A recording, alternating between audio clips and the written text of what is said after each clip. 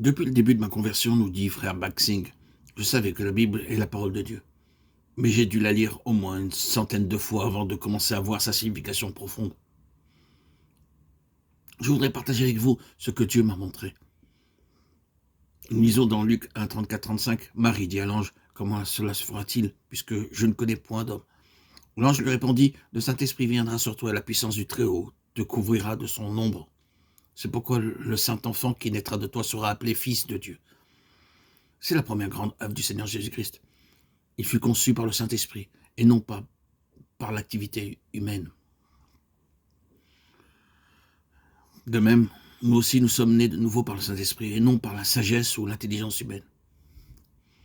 À moins que le Saint-Esprit ne vienne en nous, personne ne peut connaître le Seigneur Jésus-Christ comme son Sauveur. La véritable œuvre de Dieu est accomplie uniquement par le Saint-Esprit. Nous ne pouvons pas nous en dispenser aussi intelligents que nous soyons. Le Seigneur Jésus naquit du Saint-Esprit. Nos yeux ne peuvent s'ouvrir que par le Saint-Esprit. 1 Corinthiens 12, 3 nous dit « C'est pourquoi je vous déclare que nul, s'il parle par l'Esprit de Dieu, ne dit « Jésus est anathème » et que nul ne peut dire « Jésus est le Seigneur » si ce n'est par le Saint-Esprit. Ceci est une vérité très importante du salut. Tu es le Christ, le Fils du Dieu vivant. Matthieu 16, 16. Nous avons donc été ensevelis avec lui par le baptême en sa mort, afin que, comme Christ est ressuscité des morts par la gloire du Père, de même nous aussi, nous marchions en nouveauté de vie. Romains 6, 4. La seconde œuvre du Saint-Esprit dans la vie du Seigneur Jésus-Christ, nous la trouvons dans Luc 3, 21, 22.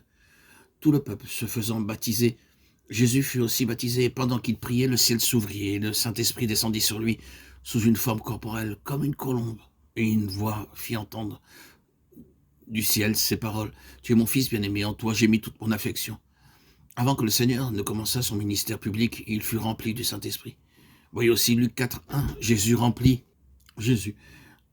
du Saint-Esprit revint du Jourdain et il fut conduit par l'Esprit dans le désert où il fut tenté par le diable pendant 40 jours. Luc 4, 1.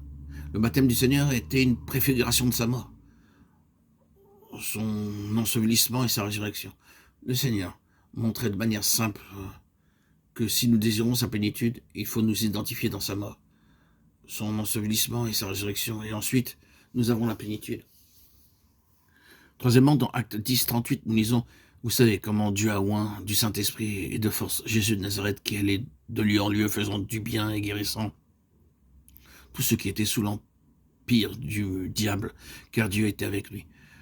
Ce fut la troisième œuvre du Saint-Esprit dans la vie du Seigneur Jésus-Christ. Il marcha faisant du bien sous l'onction du Saint-Esprit.